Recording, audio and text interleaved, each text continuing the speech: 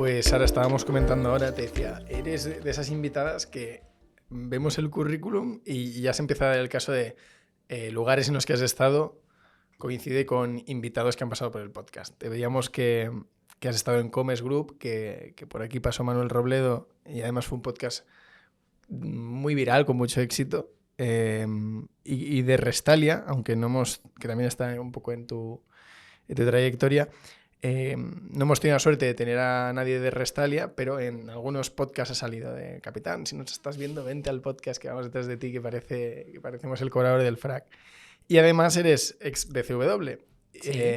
Y por aquí pasó Paco, el CEO de BCW, también ha estado en el podcast, así que vamos conectando puntos y estás en terreno conocido, así que bienvenida y gracias por animarte a hacer el podcast. Gracias a vosotros por invitarme. Eso de los 6 grados de separación al final va a ser verdad. Total. Cronológicamente, BCW es el primer punto. Sí. ¿O cómo cae alguien de agencia y esa metamorfosis a DIRCOM, que es más común de lo que parece? Pues yo empecé en Burson Master en aquel momento porque era el sitio donde quería empezar. Yo hice un máster al terminar la carrera, un máster en dirección de comunicación y bueno, por alguna razón me apetecía mucho entrar en Burson. Y fue una cosa un poco rara porque en realidad la típica cosa de cuando acabas, pues eso, acabas el máster, tienes que buscar un sitio de prácticas y yo solamente eché prácticas en Burson. Yo quería entrar como fuera, ¿no? Y tuve suerte y fue que sí. Y la verdad es que fue una experiencia muy importante en mi carrera porque te diría que casi todo lo que sé de comunicación lo aprendí en Burson. Después, obviamente, he cambiado de sector, he cambiado de tipo de compañía, pero los mimbres, las bases de eso las aprendí en Burson. Y fue una etapa muy chula. Paco, de quien me acabas de hablar, fue mi primer jefe. Y la verdad es que aprendí muchísimo. Y la situación fue que, bueno, pues estando en Burson llevaba un par de años y sin buscarlo especialmente me surgieron como 2 o 3 oportunidades y me pareció que era como una señal, ¿no? Pues un compañero de Burson se fue y me propuso ir con él, un cliente cambió de compañía y también me propuso ir con él y un compañero de máster cambió de compañía y también me propuso la idea de cambiar. Y como me pareció, pues eso, no era muy joven y me pareció que era una oportunidad que había que aprovechar y de ahí cambié a Sega, al mundo del videojuego. Ostras, lo de Sega no lo tenía en el radar, pero has estado en empresas míticas. Bueno, Sega a Sí. otro nivel, pero dentro de lo que es España, a nivel restauración, pues 2 de los principales grupos. Uh-huh. De hecho, Restalia creo es el principal. Ahora ya no Sí, lo sé, seguramente sí. pero bueno, ya en el nivel de 1000 franquicias. Y luego Comes, que bueno, cuando la historia de Manuel, que es Lizarrán, Pomodoro, en esa época todavía no teníais levadura madre, me imagino No. que esto fue mucho más reciente. Uh-huh. Pero es una trayectoria muy interesante. Acabas en un lugar que nada tenía que ver, por lo menos a priori, con el sector de la restauración, que es FNAC, y ahora hablaremos de ello, pero ¿cómo fue este primer salto? Cuando tú te vas a una empresa en la que el día a día es más lento, sobre todo si vienes de agencia, es como el que está en un periódico local y de repente se va a un gran periódico, que la responsabilidad es mayor, pero el volumen de historias que gestionas es menor, ¿no? Bueno, en mi caso, aparte de cambiar de compañía, de agencia a cliente y de sector, porque yo en Burson estaba como en el área de marketing, pero llevaba cuentas, pues, aerolíneas, Tripicture en aquel momento, que era cine, HP, Carrefour, llevaba un variado de cuentas. Además cambié de posición porque me fui como pieza del equipo de marketing. Entonces, para mí el cambio efectivamente es más lento porque cuando estás en una agencia gestionas 4 o 5 clientes a la vez. Al cambiar a Sega solo es una marca, pero es verdad que para mí siguió siendo un poco intenso porque cambié de posición, ¿no? Cambié pues del PR o la comunicación a gestionar, era una junior brand manager, pues a gestionar una marca, a empezar a hacer publi, acuerdos de partnership, entonces siguió siendo como intenso. Y de hecho fue un poco el inicio de una serie de años en los que estuve en el mundo del videojuego, porque de ahí pasé a Virgin, que también es mítica. Después pasé por un estudio de desarrollo, una cosa como muy friki, Y después de eso pasé por Ubisoft, que en general Otro gigante. es otra muy mítica del sector. Entonces fueron unos años ahí en el sector del videojuego que también fueron muy chulos, la verdad, porque a pesar de que yo no soy jugona, no lo he sido nunca, se aprende mucho a nivel de tecnología, de innovación, es un sector muy puntero. Y de hecho todavía hoy hay cosas pues que aparecen como cosas súper novedosas y que en el videojuego hace un montón de años que ya veníamos trabajando o que conocíamos, ¿no? Entonces fue una época también muy chula de aprendizaje y lo que pasa es que, pues como te digo, en realidad es un sector bastante vocacional. La gente que está, o que estaba por lo menos en aquellos años en el sector, lo era por pura pasión por el producto, ¿no? Y no era mi caso. Entonces, después de unos cuantos años en los que aprendí mucho, me lo pasé pipa, viajé muchísimo porque eh, hice también ambas cosas, ¿no? En marketing y prensa, y en la parte de prensa viajaba muchísimo a estudios de desarrollo, pues yo qué sé, o en Toronto, o en París o en Qué Japón. guay. Fue una época muy chula, pero no era mi sector. Y de ahí pasé a Restalia. Es más fácil. Claro, tú. Lo interesante es que ya te has verticalizado mucho, que de Sega no pasaste a Restalia, sino Ujú. que tuviste un poco más de contacto con el Sí. mundo de los videojuegos, y de Restalia no pasaste a Fnac, también tuviste tu periodo en restauración. Entonces, me parece interesante tu perspectiva en cómo de fácil es hacer marketing o qué marketing se hace mejor, por decirlo de una manera, en un sector y en otro. Uno que no tiene ni idea, o sea, yo por ejemplo diría, como director de marketing tienes más elementos con los que jugar y hacer ruido en el sector de los videojuegos que en restauración organizada. Pero esto es probablemente no es tan fácil, ¿no? Bueno, son sectores diferentes en el sentido de... Bueno, yo creo que, para empezar, creo que en España está muy penalizado cambiar de sector o es difícil cambiar de sector. Y creo que eso es un prejuicio que tampoco tiene mucho sentido. Si tú sabes hacer marketing y entiendes los fundamentos del marketing, obviamente cada sector tiene sus claves, ¿no? No es lo mismo vender perfumes que vender coches. El target es distinto, el tipo de producto es diferente, por lo tanto las claves hay que aprenderlas. Pero si tú sabes de marketing, podrás aprender esas claves y podrás hacerlo bien en cualquiera de los dos sectores, ¿no? Hablando de perfumes y de coches. Y en este sentido hay una parte de entender el ciclo de vida del producto y de dónde está el peso. En videojuegos, generalmente el peso está en el producto y el producto tiene una vida muy corta. Un lanzamiento de un videojuego eh, lanzas y lo que no has vendido en 2 meses difícilmente lo vas a vender después, ¿no? Enseguida pasa a ser fondo de catálogo, entonces tiene un periodo de vida muy corto y la clave está en el producto. Si es una franquicia de Assassin's Creed, es Assassin's Creed y hablar de ese producto. Y en ese caso Ubisoft es secundario, al cliente no le interesa especialmente, ¿no? Si es de Ubisoft o es de Electronic Arts. Obviamente un friki sabe de dónde es cada franquicia, ¿no? Pero el peso no está ahí. En restauración organizada quizás es un poco al revés. Tiene mucho peso la marca y menos el producto, porque el producto, esto claro, me matarán los de restauración organizada, pero es un poco indiferenciado. Sí. ¿Vale? Una hamburguesa es una hamburguesa. Obviamente no es lo mismo la de McDonald's que la de TGB. Y la de TGB, pues yo por deformación profesional te diré que tiene una serie de bondades que no tiene la de McDonald's, ¿no? Pero en general, bueno, pues no deja de ser algo similar.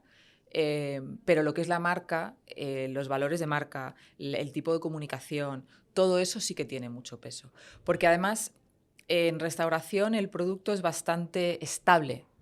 Es decir, tú haces un cambio de carta 1 o 2 veces al año, pero en general, pues fíjate, en 100 montaditos, pues son 100 montaditos desde que empezó hace, pues seguramente ya 25 años o por ahí, ¿no?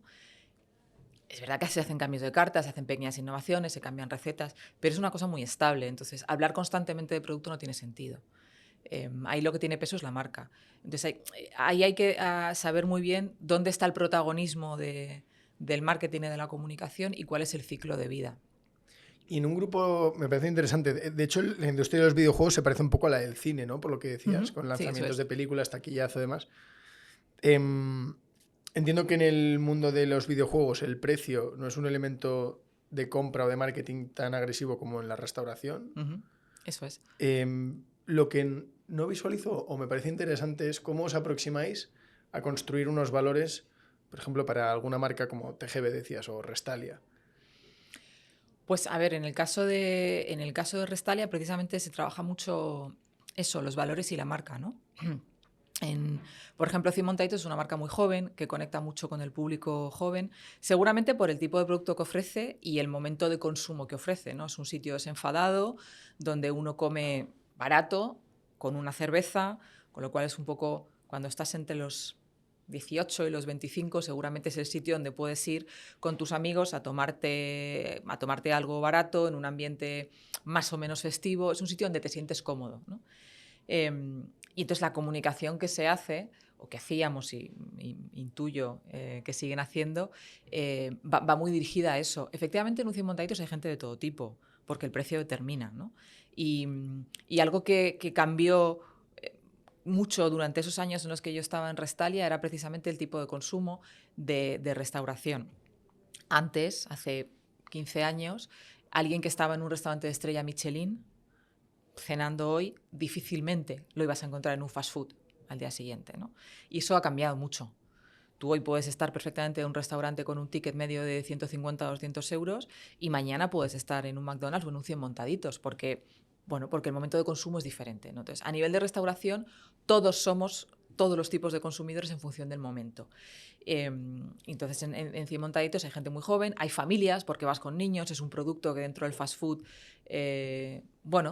tiene una calidad diferente, es mucho más tradicional, es más español, también es barato, ¿no? Que cuando vas con niños siempre es un driver, pero en general la marca está muy enfocada al público joven y el tono de la marca es un tono muy gamberro y conecta mucho con eso, el tipo de promoción que se hace. Entonces, al final, ¿se habla de montaditos? Bueno, sí, claro, pero en realidad no estás hablando de eso, no estás hablando de otra cosa.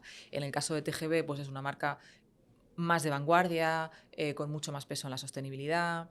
En fin, hay mucha comunicación, mucha imagen de marca, mucha iconografía que trabaja más allá del producto, porque como te digo, el producto es bastante invariable, ¿no? La hamburguesa TGV pues sigue estando ahí y lleva, pues igual que el Big Mac, ¿no? ¿Cuánto tiempo lleva el Big Mac?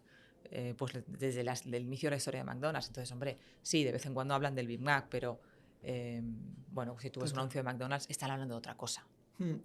Sí, en McDonald's se ve muy claro, ¿no? Que al final se intenta apelar a un estilo de vida algo más aspiracional. La gente dice que han pasado del rojo al verde porque el verde es como se asocia con saludable, sostenible, sí. cosas de sostenibilidad y demás.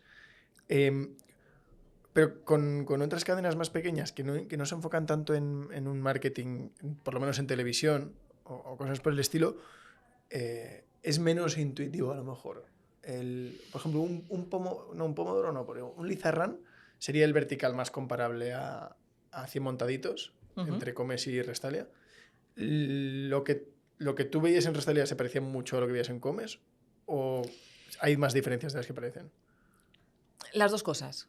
En general son dos empresas que se parecen bastante. Se parecen bastante porque son restauración organizada, se basa en el mundo de la franquicia, tienen varias marcas y de alguna manera, sí, Lizarrán puede ser el equivalente a 100 montaditos con sus diferencias, pero bueno, en esa idea como de la gastronomía tradicional, ¿no? Por un lado el montadito que es más del sur y por otro lado el pincho que es más del norte. Pero se parecen, pero luego son marcas muy diferentes. Lizarrán es una marca mucho más adulta, conecta menos con el público joven, por lo tanto el lenguaje que tiene también es diferente, el entorno en los restaurantes también es diferente, en los establecimientos de 100 montaditos hay un ambiente distinto, como más con más barullo, ¿no? con más ruido. Lizarrán es un sitio un poco más pausado porque el público es más adulto, se trabaja el menú del día, en 100 montaditos no, es decir, aunque podrían ser los equivalentes, son diferentes. Y al final el tema de la tele es un tema de dinero, es decir, llevamos muchos años oyendo que la tele ha muerto, pero no acaba de morir, ¿no? Que quien tiene pasta invierte en tele porque de alguna manera es efectiva, mueve la aguja de las ventas, mueve la aguja de la notoriedad. Y en el caso de estas marcas de restauración que son muy potentes, pero que desde el punto de vista de marketing no tienen el pulmón financiero que pueda tener una marca americana como es McDonald's o algunas otras, pues como puede ser Burger King, a pesar de que aquí no haya una oficina directamente de la marca, sino que sea un multifranquiciado, pero ahí tienen un pulmón económico para hacer tele que obviamente tiene su peso. Pero en realidad, si tú trabajas, si entras en las redes sociales de cualquiera de ellas, respiras un poco todo esto, ¿no? Porque cada una trabaja en los canales que tiene. Las que hacen tele, pues obviamente, aparte de la tele, en sus canales de redes sociales o en sus páginas web, en sus medios propios, etcétera. Y quien no puede hacer tele, pues lo hace en los canales que se puede permitir. Pero sí que se nota, el tono se aprecia claramente. Eso es una pregunta a lo mejor muy, muy obvia, ¿eh? Pero ¿cómo identificáis el público al que vendéis? O sea, ¿qué métricas, qué cookies, si esto fuera un e-commerce, utilizáis en los puntos de venta para saber cuál es tu tipo de clientela? ¿Cómo inferís esos datos? Pues esto es una pregunta complicada, porque es un sector, difícil para auditar, es un sector en el que no hay demasiado dato. Así como el retail o el gran consumo está súper auditado y tú sabes lo que vendes en cada canal y casi lo que vende el de enfrente y todo está muy auditado, en restauración es más complicado.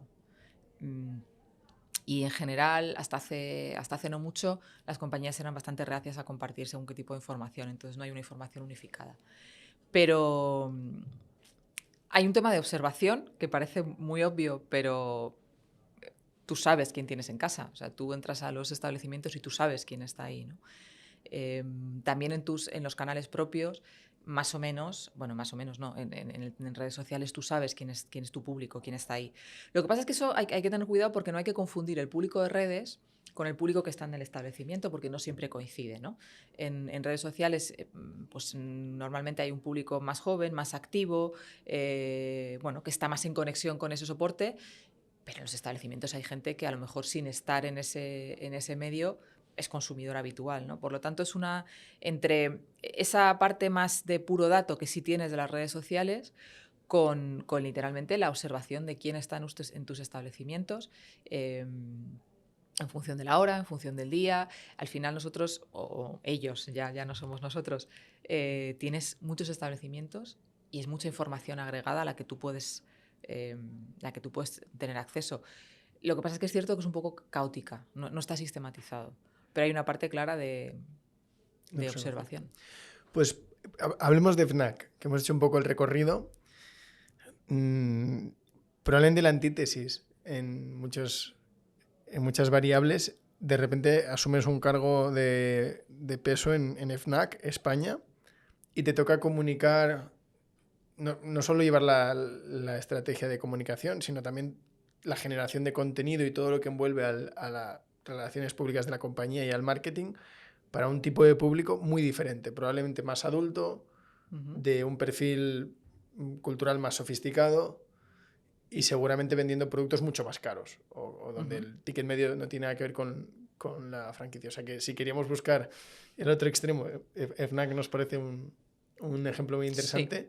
Entonces, cuéntame cómo es aterrizar y qué detectas, que dices, oye, pues el momento en el que llego yo me di cuenta de que esto se puede hacer quizá de otra manera. Pues mira, para mí nada más llegar lo que detecto es una variedad de categorías de producto abrumadora. O sea, si te das cuenta, venimos hablando de compañías en las que el portfolio de productos es muy corto. Si estamos hablando de videojuegos, se pueden lanzar, ¿qué? 6, 7, 8, 10 videojuegos al año. Y si hablamos de restauración, pues lo que estamos diciendo, ¿no? La carta es estable, hay 7 tipos de hamburguesas. En el caso de 100 montaditos es una cosa típica porque hay 100, pero vaya, la cosa es reducida, ¿no? Y de repente en la Fnac hay, no sé, cientos de categorías de productos, desde producto cultural, libros, música, cine, figuritas, todo tipo de merchandising, a producto tecnológico, pues telefonía, hardware, pequeño electrodoméstico, sonido, televisión. Entonces hay una enorme variedad de productos y eso hace que la marca tenga un peso muy importante, porque hablar del producto es casi inabarcable. Y además el producto no es mío. Volvemos de nuevo a una diferencia importante, ¿no? Yo estaba acostumbrada a trabajar en marcas donde es mi producto, es mi marca, es lo que yo fabrico o lo que yo produzco. Pero aquí no. Yo vendo producto de Samsung, de Apple, de Warner, de Penguin. Entonces, las dos diferencias que yo he tenido un poco que asimilar son muchísimo producto y que además no es mi producto. Por lo tanto, el peso de la marca o de lo que Fnac ofrece en diferencia a otros retailers es un poco la piedra angular de todo, ¿no? ¿Por qué venir a comprar a la Fnac un teléfono en lugar de ir a comprarlo a otro lugar?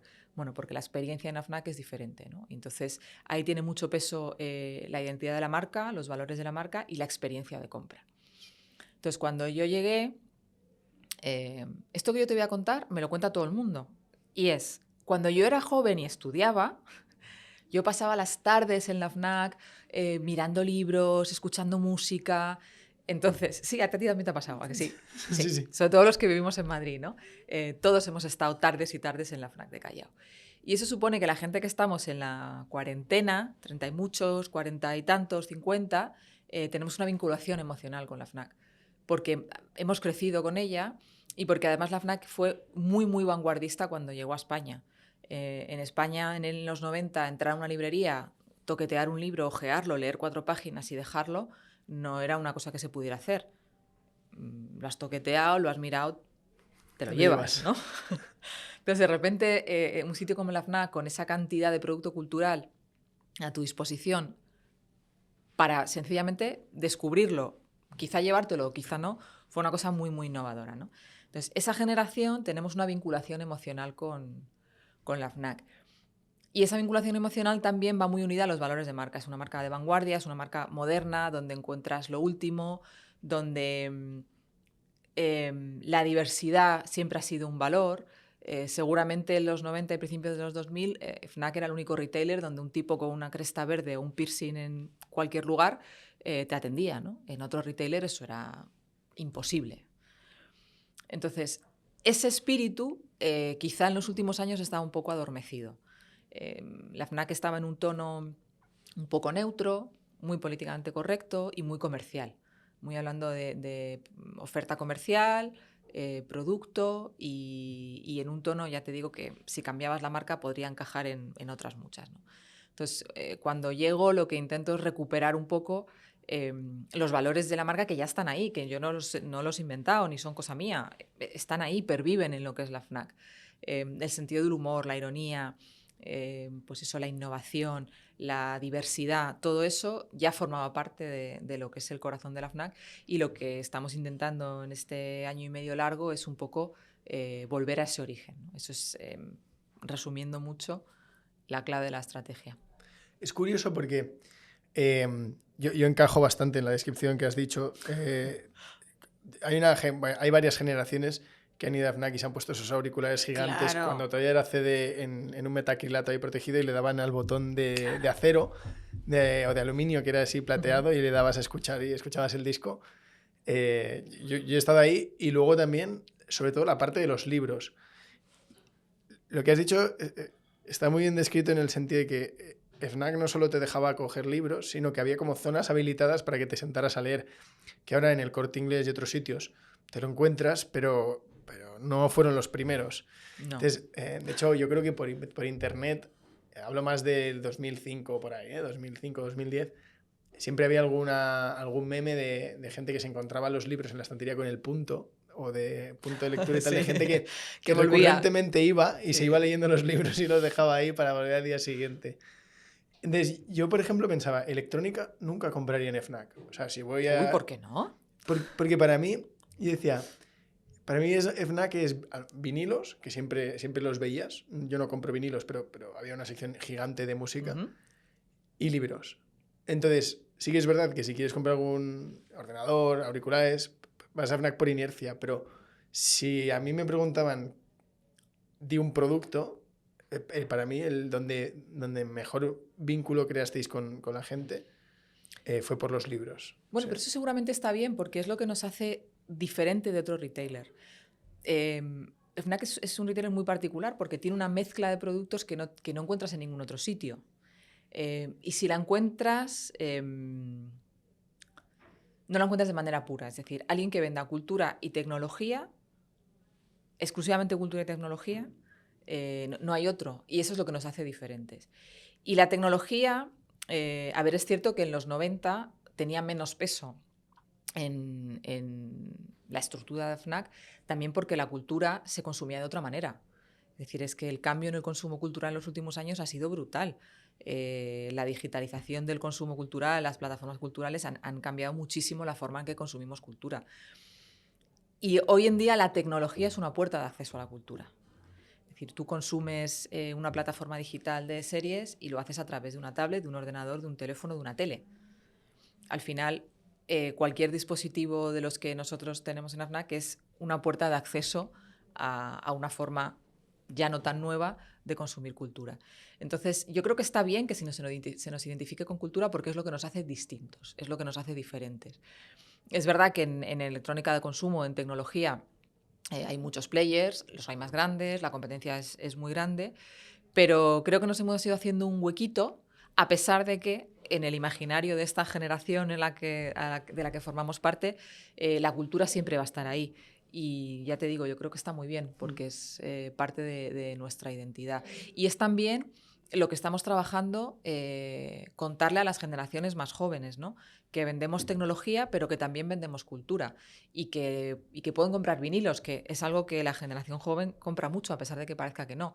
Seguramente consumen la música en una plataforma digital, pero luego les gusta tener el vinilo y les gusta ir a una tienda a comprar un vinilo, ¿no? Entonces, esa parte cultural es de la que estamos muy orgullosos y nos hace especiales. Sí, y es un reto porque si a mí me preguntaran, voy a poner grandes retailers, ¿no? Pues Fnac, Corte Inglés y Amazon. Si me preguntaran a qué producto asocias el Corte Inglés o Amazon, no sabría contestar. De hecho, es que a lo mejor el Corte Inglés diría supermercado, porque es de los pocos centros comerciales con marca propia de supermercado y tal. Pero me costaría, porque digo, claro, a nivel comercial es una ventaja poder ofrecer casi cualquier producto, pero como vínculo con el usuario, con el cliente, o sea, a mí me cuesta mucho identificar el Corte Inglés con unos valores de marca o con un producto en concreto. En cambio, en Fnac, más allá de que yo haya ido a comprar libros, porque sí es verdad que a mí el libro electrónico o sea, me gusta, pero todavía no me mata. O sea, fíjate, y sería una decisión... Te pasa como a todo el mundo. Sería una decisión más económica, seguramente, Sí, pero me gusta ir a ojear, pasar mucho rato.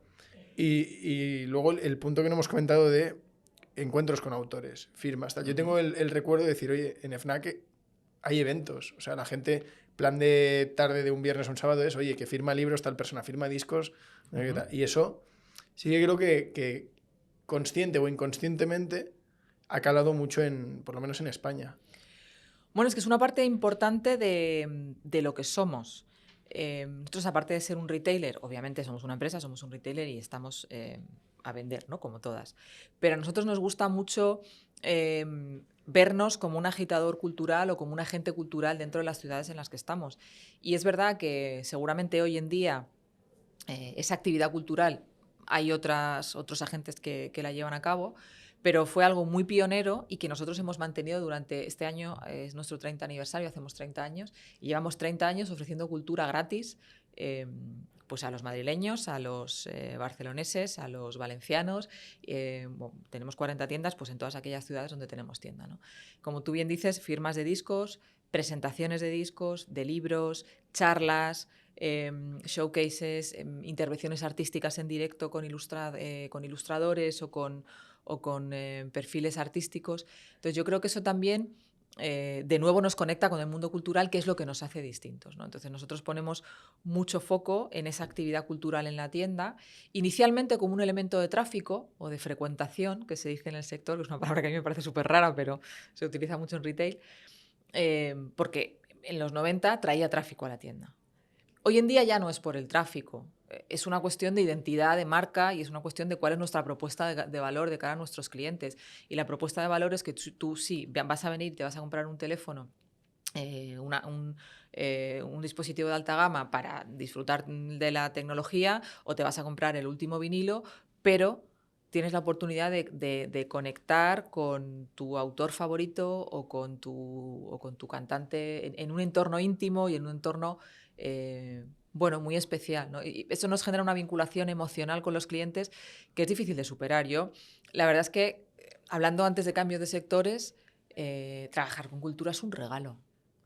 Es un regalo porque, a ver, yo cuando llegué a Fnac pensaba, después de haber vendido Chistorra, es que esto me parece como... La ópera. Claro, no, un absoluto sueño, porque O sea, ¿tú sabes la gente que vino cuando el año pasado tuvimos a Rosalía y Rosalía les firmó un disco, les dio un abrazo, le dijo a un chaval que le estaba firmando, wow, quiero tus ojos, vaya ojos más bonitos tienes? Ese chico, ese momento no lo va a olvidar en su vida. Eso es una cosa que él va a llevar siempre con él y es una anécdota que va a contar a sus amigos, a sus hijos, a sus nietos y que le va a acompañar siempre. Y la vivió en la FNAC. Entonces, trabajar con cultura es un regalo porque la cultura tiene una conexión emocional con la gente brutal. Porque la gente que lee a Alice Kellen y le gustan sus novelas o a Megan Maxwell y tiene la oportunidad de que le firme un libro, de charlar con ellas, de comentarle lo que le ha gustado el personaje, o John Waters, que estuvo también el año pasado. O sea, John Waters es una absoluta leyenda, pero de la cultura mundial. O sea, es un referente para toda una generación de directores de cine posteriores. Entonces, quien tuvo la oportunidad de saludar a John Waters en persona en la FNAC de Callao, es que eso es impagable. Eso es a nivel de marca. Obviamente, eso para nosotros es un esfuerzo en recursos, en tiempo y en de todo, pero el retorno es incalculable. O sea, no hay anuncio de televisión que tú puedas hacer que iguale haberle dado un abrazo a tu ídolo, ¿no? Entonces, bueno, es algo con lo que nosotros nos sentimos muy identificados y que de nuevo nos hace distintos. ¿Los artistas, directores de cine, escritores, cobran por o hay muchas veces que la gente se presta? En general forma parte de su actividad promocional. Vale. Sí, ¿no? Igual que visitan otros medios de comunicación, otros escenarios, cuando están de promoción lo hacen como parte de la misma. Y luego nosotros llevamos 30 años haciéndolo, entonces hay gente con la que tenemos una relación muy cercana y a pesar de que no estén de promoción, vienen porque también es una manera de conectar con su público de manera muy directa y además se sienten cuidados porque les cuidamos mucho. Al final es una relación bidireccional de mimo y muy duradera en el tiempo, ¿no? Entonces hay autores pues que han estado que llevan viniendo a la FNAC pues toda la vida, ¿no? Porque es gente que ya está en la mediana edad y que empezó cuando era joven viniendo en los 90 y que sigue viniendo, ¿no? Entonces hay una relación de cariño también entre el mundo cultural y la FNAC que también es un tesoro, la verdad, porque eso cuesta mucho construirlo y en la FNAC ya está, con lo cual... Una cosa que has dicho antes me parece interesante preguntarte es, FNAC era hipster antes de que ser hipster estuviera de moda, Sí. pero decías que últimamente esta conexión con los orígenes se había ido difuminando. Uh-huh. Pero ahora el movimiento hipster o la contracultura tiene mucho más espacio de lo que tenía hace 15 años. Entonces, ¿qué crees que ha podido ser esa disonancia, ¿no? De algo que supuestamente os debería haber ayudado. Uh-huh. Sin embargo, ha coincidido con un periodo en el que hay que reactivar un poco la comunicación. Bueno, yo creo que a ver, las marcas tienen vida propia. Obviamente las marcas tienen una personalidad, unos valores, un tono, un lenguaje y eso es indiscutible, ¿no? Pero luego las marcas de alguna manera las gestionan personas y la gestión de cada uno es diferente, ¿no? Entonces yo creo que que FNAC ahora está en una etapa distinta a la que estaba hace un par de años, ¿no? Hemos tenido un cambio de CEO. El perfil es diferente. Nuestra CEO ahora es una persona que viene del mundo del marketing. Era directora de marketing e e-commerce del grupo Fnac Darty en Francia, con lo cual es alguien con una sensibilidad particular hacia ese área. Y bueno, y yo tengo también mi manera de hacer, ¿no? Que es diferente a la de otra persona, porque todos tenemos nuestra manera de hacer. Y yo en general soy bastante punky. Quiero decir, creo que hay que arriesgar y quizá tengo un poco miedo a perder. Entonces arriesgo más quizá de lo que arriesgan otros perfiles, ¿no? Que no es ni bueno ni malo, porque a veces también arriesgar, si no mides, tiene sus riesgos, valga la redundancia. Pero bueno, yo creo que la personalidad de FNAC estaba ahí. Sencillamente en los últimos años, por una cuestión de contexto, de liderazgo de compañía, etcétera, se había apostado por un tono más neutro. que insisto, no es ni bueno ni malo, es una cuestión de contexto, porque en las decisiones de las compañías siempre hay que tener en cuenta el entorno, el momento, las cosas, seguramente cosas que hoy no se entienden tenían su razón de ser, ¿no? O al revés, decisiones que tomas hoy quizás en el futuro no las entiendan. Entonces no es ni bueno ni malo, pero estaba en un tono más neutro. Tu personalidad encaja con el FNAC que hemos hablado, con la FNAC de hace 15 años, ¿no? Con la parte más de agitación cultural que decías. No lo tienes que prefabricar de alguna manera. Para ti no es impostado. Bueno, yo creo que tengo una capacidad interesante para trabajar en marketing, que creo que soy capaz de entender la personalidad de las marcas y adaptarme a lo que creo que necesitan, independientemente de si a mí, a nivel personal, me gusta o no. Porque claro, mi gusto personal es mío, pero no tiene por qué. Uno trabaja en marcas, ya hemos visto, ¿no? Marcas muy dispares y no todas son afines a mis gustos, a mi personalidad o a lo que a mí me apetece, ¿no? Entonces, yo creo que hay que saber leer las claves de las marcas, saber qué es importante, qué es relevante para cada una de ellas y trabajar en ese sentido, independientemente de si a mí me parece o no. Entonces, en este caso hay muchas cosas que comparto con la FNAC, pero cuando llegué a FNAC, por ejemplo, yo me sentía tremendamente inculta. Ah, bueno, claro, cualquiera, ¿no? Absolutamente inculta, porque en la FNAC hay mucha gente que lleva muchos años y que es gente muy cultureta en el buen sentido de la palabra. Es gente que son lectores avidísimos, melómanos a un nivel que no te puedes imaginar, gente que sabe de cine una barbaridad. Y yo cuando llegué dije, yo aquí estoy un poco fuera de esto. Yo no... en fin, yo leo, pero no tanto. Y consumo música, pero no tanto. Y seguramente más mainstream. Y sí, a veces veo lo que llamamos telebasura. Sí. Veo La Isla de las Tentaciones. Sí, la veo. Entonces, había un momento ahí de ubicarme, ¿no? De entender qué es AFNAC, qué es lo que representa y a partir de ahí adaptarme. Y no siempre... yo tengo... Y además, ya lo digo sin pudor, porque es que me he tenido que acostumbrar. A mí hay mucha gente que viene al fórum y que me dicen, oye, va a venir no sé quién al fórum, y yo hay mucha gente que no sé quién es. Claro. No, pero yo creo que eso es normal. Mira, a mí me pasó el otro día que le regalé a mi novia un vinilo, bueno, el tocadiscos y varios vinilos, y fui a FNAC a por los vinilos.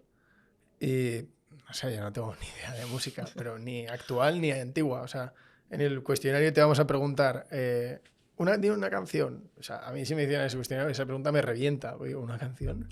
O sea, es que a mí te juro que ahí hay un cráter. Pero fui allí y dije, bueno, pues pregunto. Yo sabía que me gusta la de Sinatra, la de New York. Y dije, esto para un vinilo, brutal, ¿no? Pero me puse a buscar y veía Frank Sinatra. Y no veía la de New York. Entonces digo, New York era el título del disco, de la canción no se llama New York, no tenía ni idea. Entonces fui a uno de los reponedores y dependientes, ¿no? Mejor. Vendedores expertos. Vendedores expertos. Y dije, oye, ¿sabes cuál es la canción? El tipo era alternativo, ¿eh? Con el aro y tal. Y dije, y además estaba en la sección de vinilos. Dije, ¿tú sabes cuál es la canción esta de New York de Frank Sinatra? El tío, por supuesto que sé cuál es. Dice, no la tenemos. Y entonces me fui a buscar vinilos y ponía uno que ponía base, no sé qué, base. Y le digo, oye, no, Sinatra, base. Y digo, ¿esto de base cuál es la base? O sea, ¿qué canciones son? Y me dice, ¿cómo que cuál es la base? Y dice, es Camp Bass, uno de los mayores músicos de la década de no sé qué. Y dice, ¿pero cómo que base? Esto, tal, que te voy a enseñar. Y claro, yo dije, hostia, yo aquí mismo le he faltado el respeto a este hombre. No, pero ¿sabes qué pasa? Que ese es otro de nuestros valores. Que un vendedor FNAC conoce muy bien el producto, sabe de lo que está hablando y es gente verdaderamente muy culta. Entonces, te pueden recomendar, te pueden descubrir y si tú eres lector, por ejemplo, te pueden descubrir autores que se parecen a lo que tú sueles leer, te pueden recomendar títulos, en el caso de la música, es decir, es gente que te da un consejo experto y es una venta asistida en el mejor sentido de la palabra. Entonces, pues en este entorno, claro, a mí el otro día me decían, va a venir, tenemos un podcast, nosotros también tenemos un podcast, escuchadlo, fanáticos, Mira. y estuvo Jimena Amarillo en el podcast, ¿no? Pues yo no sabía quién era Jimena Amarillo. Yo Entonces, tampoco, volviendo a la pregunta que me hacías antes, ¿tiene relación conmigo? Sí, pero que yo no sepa quién es Jimena Amarillo no es una razón para que yo diga, pues no la quiero en el podcast. Es que yo tengo un equipo, nosotros en el equipo de marketing, entre marketing y comunicación, entre sede y las tiendas, somos 40 personas. Y muchas de ellas tienen este perfil del que estamos hablando, ¿no? Gente que está muy en la cultura pasada, presente y futura. O sea, la vanguardia, lo que se va a llevar. Lo que ahora está ahí un poco en el underground, pero en 6 meses lo va a petar. Entonces yo me tengo que fiar de esa gente. Entonces, porque saben más que yo. O sea, hay cosas de las que yo sé más que ellos y otras muchas donde ellos saben más que yo. Entonces, hay una parte de esta chica lo está reventando en determinados círculos y dentro de unos meses va a ser un boom. Entonces, ¿Y es cantante? Sí. Vale. Sí, sí. Bueno, pues entonces no me siento mal, digo. Bueno, antes has dicho el mejor director de la historia esta, que no has dicho que era director de cine. Estaba pensando, ¿ay, quién es este hombre? Claro, pero esa es una de las cosas, ¿no? O sea, hay muchas cosas que no conozco, pero no importa, porque tengo un equipo grande que sí conoce y yo tengo muy claro lo que significa la FNAC, porque ya llevo un tiempo y sé cuál es la identidad y sé qué es lo que representa la marca FNAC. Y hay muchas cosas que no van exactamente con mi gusto o mi consumo cultural, pero es que no va de eso. Claro. Va de entender lo que la marca necesita y adaptarte a eso, ¿no? Entonces, sí que es una marca con la que conecto mucho, pero quizá no tanto como la gente se pueda llegar a imaginar, porque ya te digo que mi perfil cultural, al lado del de mucha otra gente en la FNAC, es corto. Corto. Y te iba a preguntar, ¿el podcast que habéis dicho, lo presentas tú? No, lo conduce Enric Sánchez. Y es un podcast sobre cultura, con autores de todo género y toda área cultural, de cualquier tipo, que nos hablan un poco de la creación de cultura, de lo que significa la cultura en su vida, de qué tipo de cultura consumen, de la cultura hoy en día relacionada pues, con el consumo en redes. Entonces tenemos escritores, tenemos músicos, Qué bueno. tenemos músicos consagrados y gente pues eso, que está empezando pero que ya en determinados círculos está triunfando. Y la verdad es que estamos contentos con el es el un podcast. muy bueno, para nosotros nos ayuda muchísimo. ¿El vuestro es audio y vídeo o es solo audio? Es solo audio. O sea, Pues... tenemos pequeños clips de vídeo, pero no tenemos el vídeo completo. Pero la verdad es que creo que es un soporte que encaja mucho con lo que es la FNAC y que tiene mucho sentido. Acercar la cultura, de lo que hablábamos antes, ¿no? Acercar la cultura y de alguna manera poner al alcance de todo el mundo, pues creo que un podcast es una manera fantástica de hacerlo, ¿no? Lo escuchas cuando puedes, como puedes, donde quieres. Y la verdad es que hay algunos capítulos muy bueno, todos son estupendos, ¿no? Pero hay algunos que son míticos. Hemos tenido a las Ginebras, por ejemplo, que igual son un grupo de 4 chicas, que veo que tampoco conoces. Vamos a pasar a otra.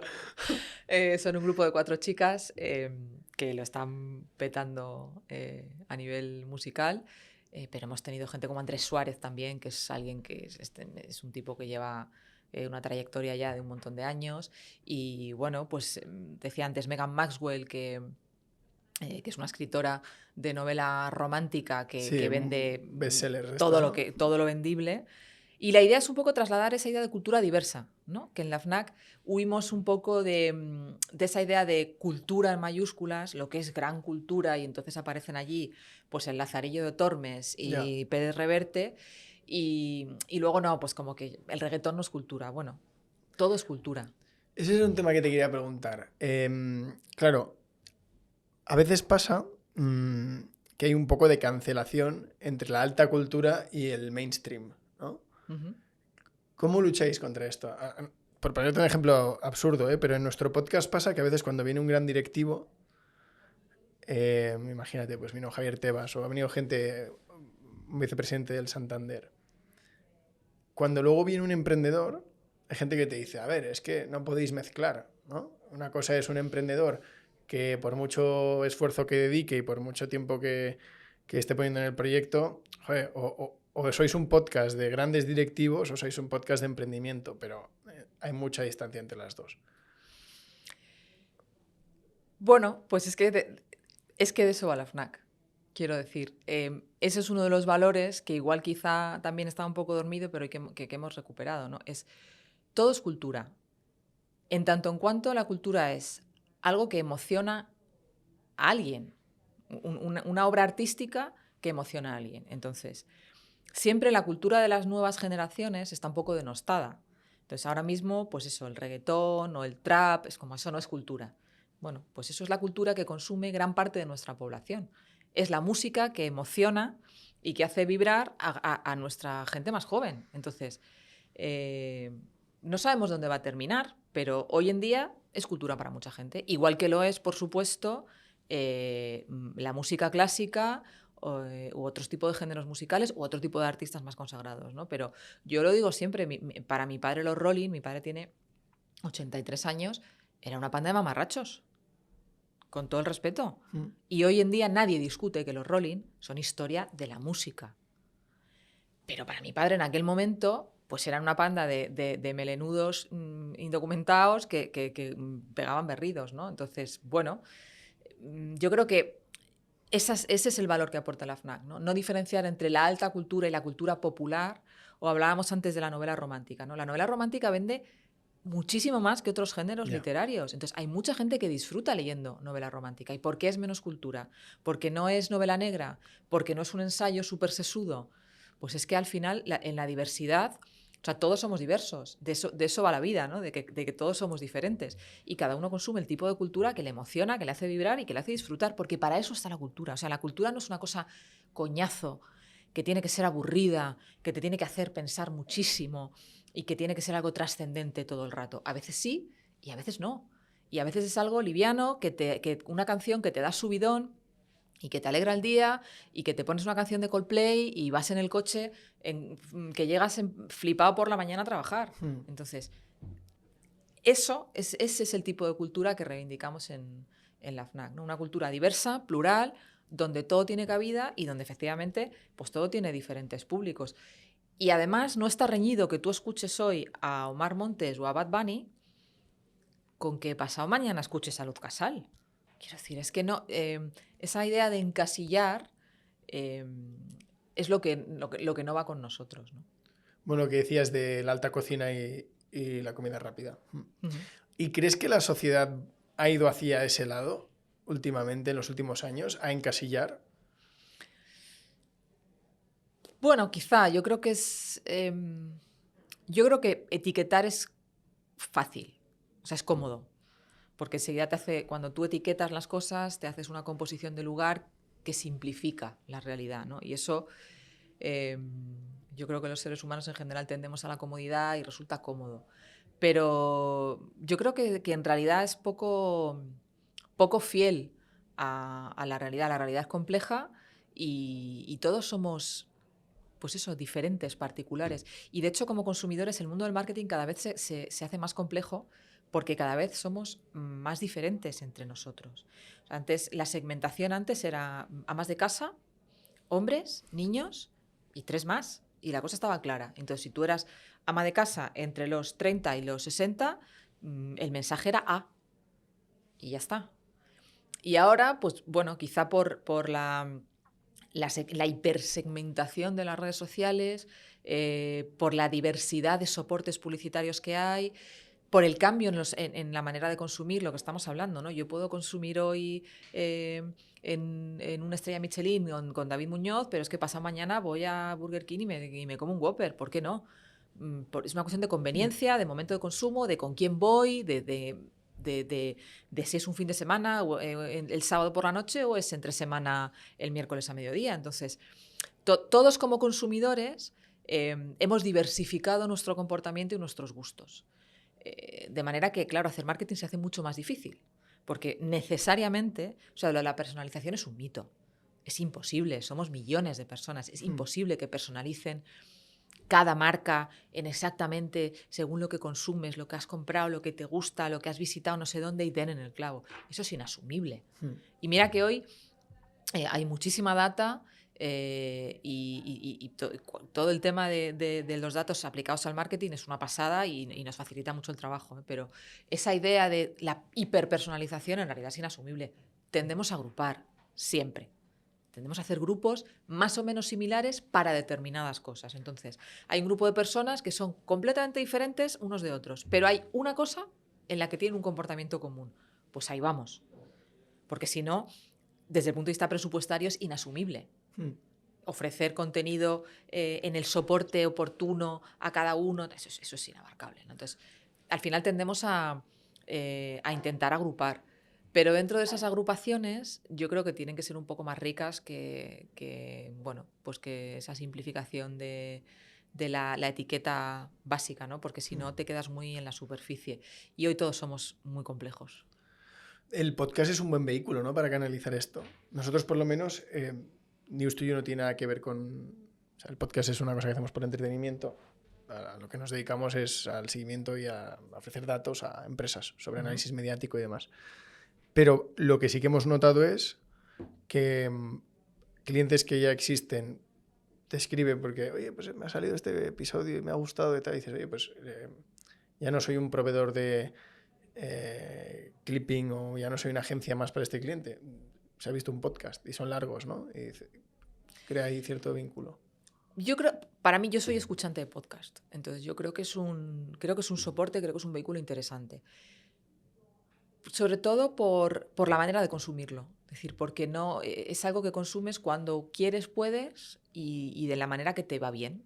Entonces no es una cita... al final todas las plataformas de distribución de contenido nos han acostumbrado un poco a eso, ¿no? O sea, esta idea, cuando tú veías Farmacia de Guardia, yo veía Farmacia de Guardia. Entonces ese momento es que empieza. Y te lo pierdes, entonces te tienes que sentar. Entonces estábamos ahí todos sentados viendo, esperando, es en el prime time de las 8:30 de la tarde, porque era a las 8:30 de la tarde el prime time. De eso no me acordaba, fíjate, de la hora no me acordaba. Pues el prime time cuando éramos niños o jóvenes era como a las 8:00 de la tarde. ¿Y por qué se ha desplazado? Ni idea. Bueno, yo creo que al final cuantas más horas de televisión ves, más pública ve, con lo cual hay que ir ampliando los extremos, ¿no?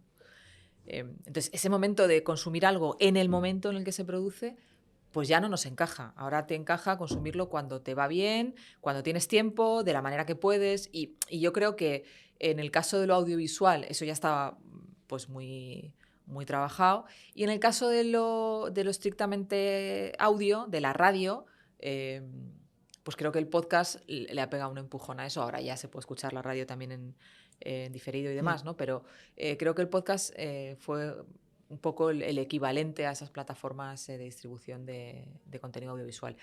Y yo creo que es un muy buen soporte porque además, si miras las cifras de engagement con la gente que escucha podcast, son muy grandes. Es un formato amable, es un formato que genera mucha conexión, mucho compromiso y desde luego te permite llegar a un público diferente. Que esa es un poco la idea, ¿no? Tocar todos los soportes de manera que todos los públicos a los que queremos llegar les podamos alcanzar de alguna manera, ¿no? Entonces estamos llegando con el podcast a públicos en los que no llegamos con radio o en los que no llegamos con redes sociales o a los que no llegamos con publicidad impresa que hacemos en determinados soportes literarios, por ejemplo, ¿no? Entonces yo creo que sí que nos permite llegar a un público diferente.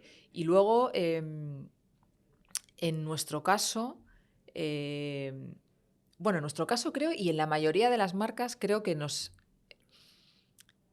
el mundo actual, el mundo del marketing actual nos ha forzado, aquí estamos dos ejemplos de ellos, a convertirnos en creadores de contenido sin que sea nuestro negocio. Sí. ¿Vale? Porque hoy en día el contenido es el vehículo para todo. Entonces, estamos retailers, proveedores para marcas, o sea, estamos todas las compañías generando contenido convertidos casi en productoras audiovisuales, que es algo que no es nuestro negociado, pero que es necesario para llegar a vender nuestro producto, ¿no? Y yo creo que eso forma parte bueno, pues del nuevo panorama de consumo de contenido. Y por un lado es fantástico porque hay proyectos, para mí el podcast es un regalazo y creo que es de las cosas de las que más orgullosa estoy, que más disfruto. Pero es una reflexión, es decir, nosotros somos un retailer, tenemos tiendas físicas, tenemos un e-commerce y nosotros nos dedicamos a vender producto. Pero yo tengo un equipo in-house de generación de contenido, con un director de arte, con un social media manager, produzco un podcast, es decir, estamos ahí un poco todos metidos en en un negocio que de repente no es el nuestro, ¿no? Pero Ya. que se ha convertido en indispensable. Pues justo con este tema, Sara, a nosotros nos cambió mucho la foto de generación de métricas, de audiencia, de tal, en cuanto metimos vídeo. O sea, en este ecosistema de la generación de contenido, de momento parece que el rey es el vídeo. Dependiendo en qué formato, tiene que ser de 30 segundos el vídeo, ¿no? YouTube te permite estar ahí horas, pero también se han cambiado mucho los tiempos de consumo. O sea, que yo os lo digo porque de cara a los podcasts que tenéis, añadir vídeo probablemente os dé un tipo de información o os dé un salto que a lo mejor el audio no tiene. Estamos en ello. Ahora mismo tenemos clips cortitos para Reels, para Stories, pero el vídeo completo ahora mismo no lo estamos trabajando. Y bueno, para la temporada que viene quizás lo hagamos. Es guay. Oye, por cambiar un poco de tema, has hablado de antes de tele. ¿Es una de tus aficiones? ¿Dedicas tiempo a Netflix, a ver películas? ¿Eres más de libros? ¿Cómo es un poco tu día a día fuera de la oficina?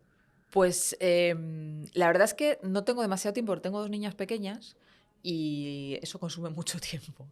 Pero sí que consumimos en casa contenido audiovisual cuando hay oportunidad.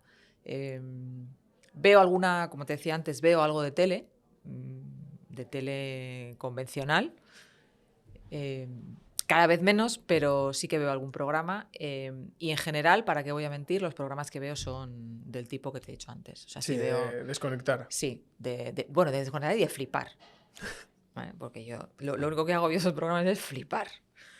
Pero sí que luego consumimos, pues tengo varias plataformas digitales, tengo pues Movistar, tengo Netflix, tengo alguna otra y bueno, ahí nos ponemos de acuerdo en casa, porque eso sí hay que verlas en conjunto, hay que verlas en común y vemos. La última que hemos visto este puente ha sido Tú también lo harías. No sé cuál Se es. llama. ¿Qué tal es? Bueno, pues es interesante. Es interesante la reflexión que propone sobre hay un atraco en un autobús y de lo que parece que es a lo que acaba siendo. Bueno, pues hay todo un recorrido donde uno se plantea efectivamente qué haría y qué no haría en determinado tipo de situación. Y luego, una película que hemos visto últimamente, no voy demasiado al cine porque ya te digo, con niños es complicado, entonces voy un poco con decalaje con los estrenos. Y la última peli que hemos visto en casa ha sido Asbestas, que me ha parecido impresionante. O sea, creo que es de las mejores películas que yo he visto en los últimos años. Me parece bestial en todos los sentidos. Estoy absolutamente enamorada de Asbestas. A mí yo la vi como en diciembre, no lo sé, creo que la vi el año pasado, cuando estaba en el cine. ¿Tú la has visto en cine ahora? No, la he visto en casa. Ah, vale, digo, pues entonces no era diciembre. Y salí casi traumado, ¿eh? De esto de que te quedas pues, varios días pensando en la peli. Pues yo salí flipada. Me encantó. Pues mira, no sé si ha ido a vuestro podcast, pero un ejemplo brutal sería Sorogoyen en un FNAC. ¿Lo grabáis en cabina y estudio o es en un FNAC? Lo hacemos en el Fórum de FNAC. Empezamos en estudio, en la primera temporada era en estudio, pero ahora lo hemos pasado al Fórum de FNAC y lo hacemos con público. Y es Barcelona, ¿eh? Barcelona o Madrid. Barcelona, vale. Pues sí, a mí la peli de... O sea, Sorogoyen, yo creo, de todas las películas que le he visto, El Reino, Antidisturbios, todas estas pelis que he visto de Sorogoyen me ha parecido brutal. Y de hecho, a Sorogoyen le hemos intentado traer y justo en el momento en el que coordinamos la entrevista, la tuvimos que cancelar porque le pillaba la peli la grabó a lo largo de 2 años, creo, en invierno y en verano, de años distintos en Galicia. Y justo íbamos a grabar en lo que le coincidía con el invierno, que se tenía que ir a Galicia, y lo tuvimos que posponer por esta peli. Pues reintentando. Decía, estamos grabando Asbestas, no sé qué. Y cuando la vi dije, ¡buah! ¡Qué peliculón! No, a mí es que me parece, o sea, yo estoy fascinada. O sea, me parece, la dirección de fotografía me parece impresionante. Luis Zaera es increíble. Sí. Y me parece que el costumbrismo de la película es impecable, la manera en la que relata la historia, la manera en la que te pone en situación los primeros minutos de la película, donde parece que no sucede nada, pero te está poniendo en situación y te genera como situación de ansiedad, de incomodidad. O sea, es que me parece magistral. Bueno, hasta Bollero la puso bien. No decía... Es que no la puedes poner mal, es que es... Sí, yo cuando leí que decía algo como de... el campo, que habitualmente es un símbolo como de paz y desconexión, en este momento, o sea, en este contexto es hostil y un ambiente totalmente... O sea, el Boyero decía que bonito cómo utiliza el campo o los paisajes rurales y de desconexión como un elemento perturbador y tal. Dije, hostia, pues es un buen análisis. Sí, y luego la manera en la que eh, describe ambas realidades, ¿no? Porque a pesar de que el personaje de Luis Zaera es como muy odioso, hay un momento en el que también llegas a conectar con esa realidad, ¿no? De miseria y de dificultad en un entorno tan hostil como un pueblo de Galicia con 8 o 10 habitantes, no sé. Y la historia de amor entre ellos. Es que no sé, me parece que es Claro. todo maravilloso. Y cuando le dice, ¿qué harías con el dinero? Y le dice, un taxi en Orense. Que dices, ostras, ese es su proyecto de salvación, ¿no? Que también es Claro. un proyecto incierto. Claro, pero al final es como casi cualquier cosa es mejor que esto, ¿no? Sí. Y ese ostracismo al que se ven condenados allí, no sé, es que es... Y los paisajes y la luz y el color de la película es que es maravillosa. Pues mira, como contraste, yo ayer terminé de ver Toda Londres y a California. Pues muy La, bien también. la quisimos ver en casa por, no sé, por 10ª vez. Típica, la película mítica de toda la vida. Y bueno, pues como contraste a Asbestas, Toda Londres y a California. Claro, pero ¿y cuál es el problema? Ninguno. Pues has visto Asbestas, que es una película pues como más de autor y más íntima y más lo que quieras, y otro día has visto Tú a Londres y yo a California. Pues fenomenal, claro, es que son para momentos distintos. Total. De todas formas, este tipo de cine de autor, el que hace Sorogoyen, yo creo que es como esa nueva generación de directores que, aunque quieran hacer un producto culto y sofisticado, piensan en las masas o piensan en el valor comercial del producto que hacen. Yo creo que ha habido una época en la que la gente decía, cuanta menos audiencia tenga esto, mejor, porque significa que si es para todos, es que no me han entendido.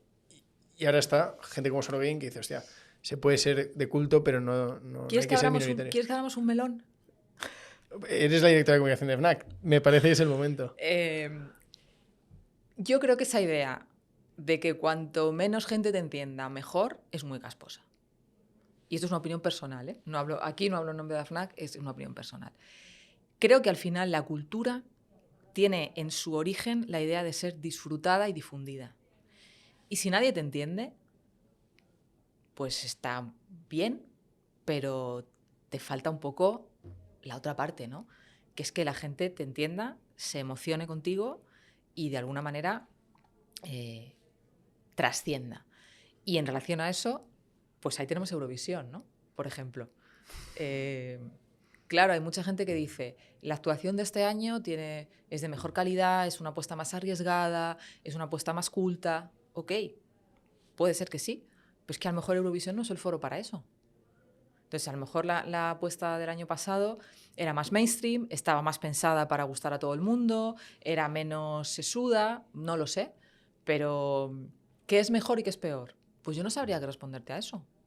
¿Es mejor la de este año porque tiene mayor calidad artístico-cultural, pero resulta que no le ha gustado a nadie? Pero ¿y entonces quién determina qué es mejor si no le ha gustado a nadie? ¿No? Entonces, pues un poco lo que hablábamos antes. Pues es que Bad Bunny es cultura. Pues para mucha gente sí. Porque perrean y bailan y lo disfrutan. Y es que de eso va. Al final, quiero decir, Cervantes no escribió el Quijote para que no lo entendiera nadie. Cervantes escribió el Quijote, que era una novela de caballería, precisamente de una manera distinta para llegar a más gente. Es decir, cambió el género de caballería, que era un género, pues eso, un poco tedioso de leer, le dio un giro para hacerlo más ameno, para hacerlo más accesible. Entonces, si lo hizo Cervantes, que es la cumbre de las letras españolas y casi del mundo, me atrevería a decir, que no vamos a hacer los demás, ¿no? Claro, este melón que hemos abierto, la historia de la humanidad es una parte intentando censurar a la otra, ¿no?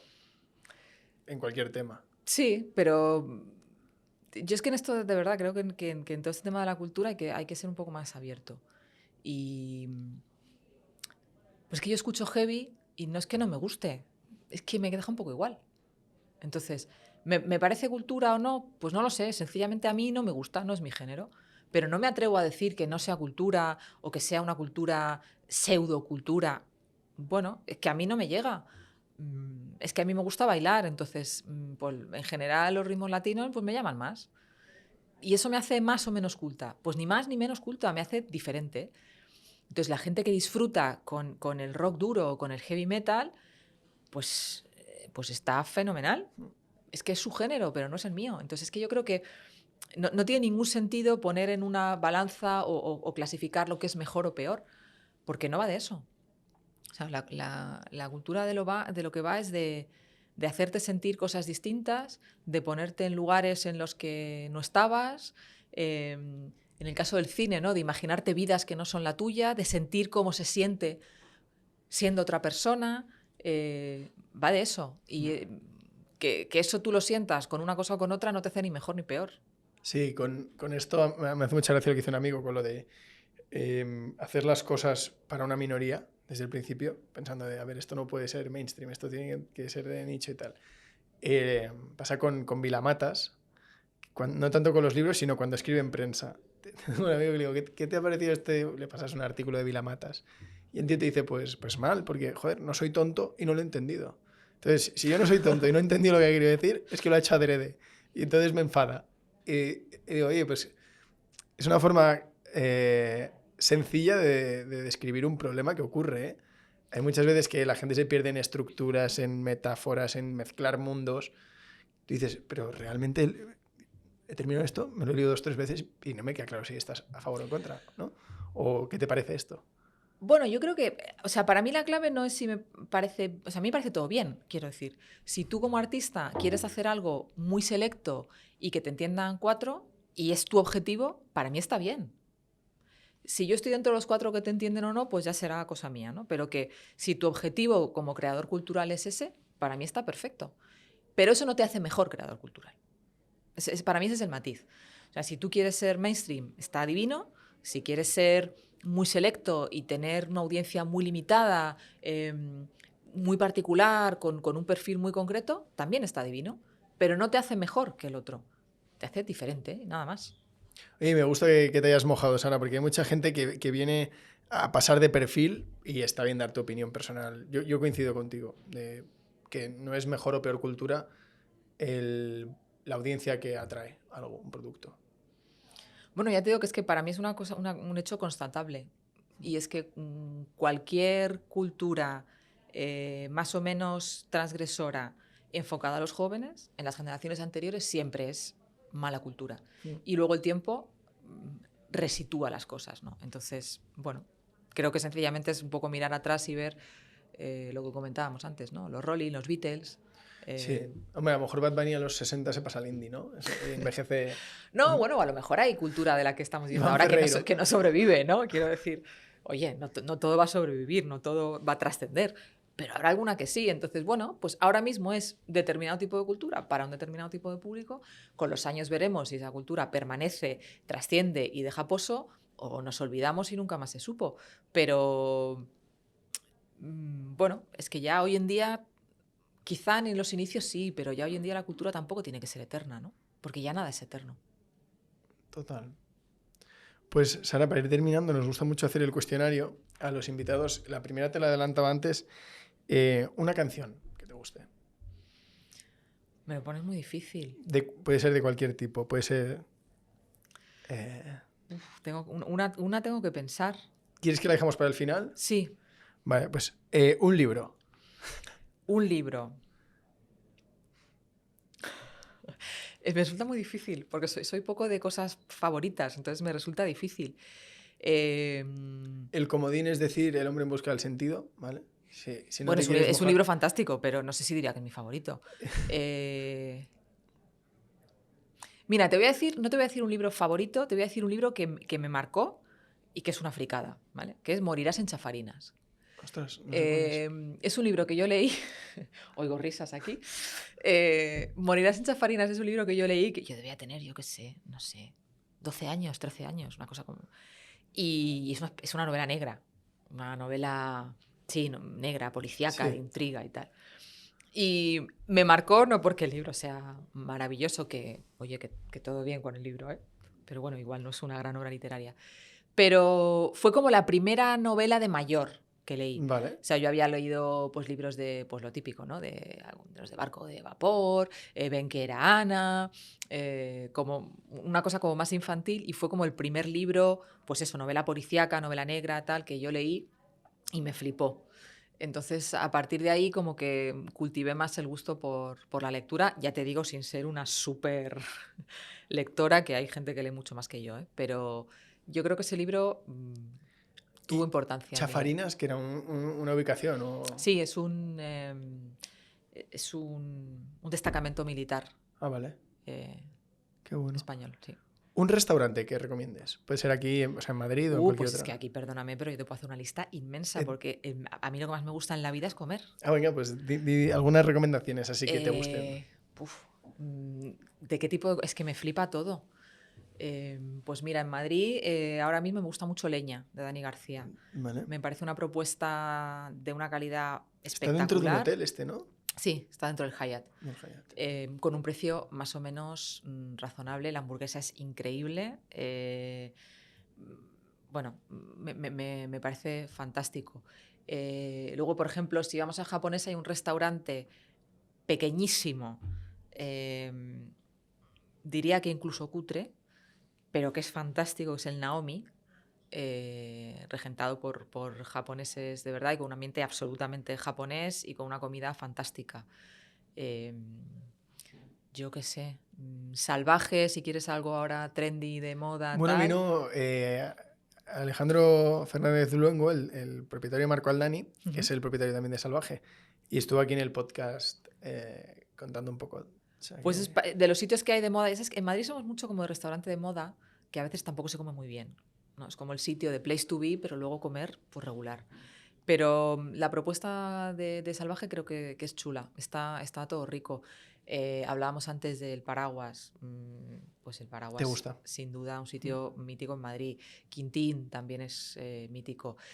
Hay un sitio que se llama El Almendro Este no lo en La conozco. Latina, que es un sitio, una taberna típica donde se comen básicamente huevos rotos y papas con salmorejo, Ah, qué que es un bueno. sitio fantástico. No sé, de aquí te podría hacer yo. Qué bien, oye, pues has dicho varios. Y de hecho creo que ninguno de ellos había salido. El Paraguas lo dijo Trinitario Casanova, pero el Naomi, Sí, sí. Leña, el Almendro no habían salido. O sea que... Pues ya digo que es que yo, a mí comer es lo que más me gusta en la vida. Pues nosotros llegará un punto en el que tengamos un atlas de la gastronomía madrileña, juntando los sitios de todos los invitados, de saber qué se nos ocurre, a ver si hacemos un ebook o algo así Pues para eso llámame. con Y te voy a el... recomendar uno en Ibiza, que yo Sí, voy mucho a Ibiza. La Escollera en Ibiza es un sitio maravilloso. venga. Maravilloso. Yo solo he estado una vez en Ibiza, fíjate. Pues tienes que volver. Pues Ibiza sí, es un sitio cuando vuelva iré absolutamente a la mágico. Escollera. Una aplicación que te guste mucho. No la que más usas, pero una app que digas, wow, pues está hecha para mí. Uf. A ver, uso mucho Instagram. ¿Vale? Diría que vivo casi en Instagram, pero... Por las dos, ¿no? Por trabajo y personal. Sí, un poco porque TikTok me pilla como un poco más fuera de onda, igual me pilla mayor. ¿Hacéis contenido en TikTok? Sí, hacemos contenido, además nos va muy bien. Pero a nivel personal Ya. me pilla un poco fuera de onda ya. Pero que me guste mucho. Bueno, hay una de yoga que se llama Gaia, que utilizo y está chula. Hay una que es Petit Bambú de meditación, que también está interesante. ¿Te sirve? O sea, la meditación. No soy demasiado constante, es decir, no lo hago Me a lo pasa largo igual. de... Te diría, me encantaría venir y decirte que medito todos los días, pero no es cierto. Tengo épocas donde sí que lo hago de manera más habitual y otras donde lo abandono. Entonces, quizá por eso necesito una guía, ¿no? Porque como no lo tengo 100% interiorizado, cuando lo hago, pues este tipo de aplicaciones me sirven. Pero te diría una aplicación que yo diga, bueno, me flipa. Tampoco. Y bueno, tenemos pendiente la canción. Sí, estoy pensándola, no te creas. Vale, la última pregunta es lo último que has comprado en Amazon. A ver, yo en Amazon no compro mucho, porque compro en la FNAC, te tengo que decir. Podemos tachar a Amazon y poner FNAC para este cuestionario. Eh, O bueno, podríamos empezar a hacer la pregunta. ¿El último pues que has comprado mira, en FNAC? efectivamente, podríais cambiar la pregunta, pero déjame que haga memoria.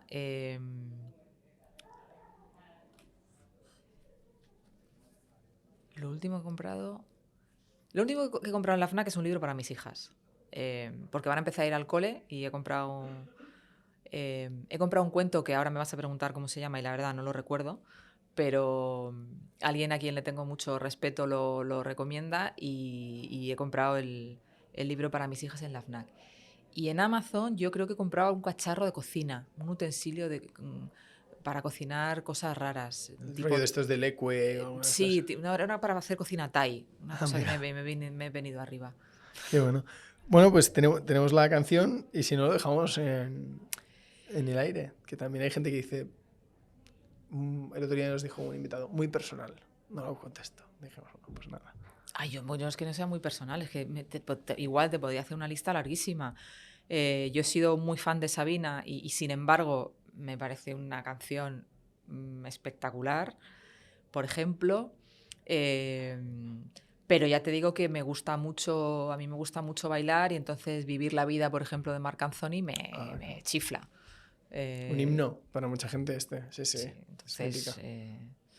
Bueno, y a mi manera, pero la versión de Siempre así, pues es que me chifla también. Soy así de hortera, así que pues ahí llevas 3. Genial. Oye, pues ha sido un placer. Como curiosidad te diré que en su momento, cuando el podcast nació, nosotros siempre tenemos dos tipos de invitados. O gente que ha escrito un libro y viene a hablar de su libro, o historias de empresa. Ya te decía, o fundador o alguien de alto impacto en la compañía, un alto directivo y tal. Y en su momento dijimos, ¿quién podría hacer una colaboración en el podcast? Y acudimos a FNAC en su momento. Dijimos que nos dejen grabar en algún FNAC, que nos ¿Y no salió bien? No sé en qué quedó, que nunca llegó a haber reunión con FNAC. No sé si en esa época estabas en FNAC, pero nunca prosperó. O sea, creo que quedó en nada o que quedó en una propuesta archivada y ya se enviaría y tal. Dijimos, oye, que nos conecten su circuito de escritores, ¿no? De nuevo libro en FNAC, que venga y tal. Y quedó en nada, pero fíjate... Pues llámame. Pero te lo digo porque nos vino la idea de FNAC por lo que te decía del vínculo... O sea, no aparecen tantas marcas cuando quieres hacer un formato de creación de contenido serio, curado y tal. No es tan fácil, ¿eh? Y quedó en nada, pero digo, mira, al final el tiempo nos ha cruzado y ha sido un podcast súper interesante. Muchas gracias.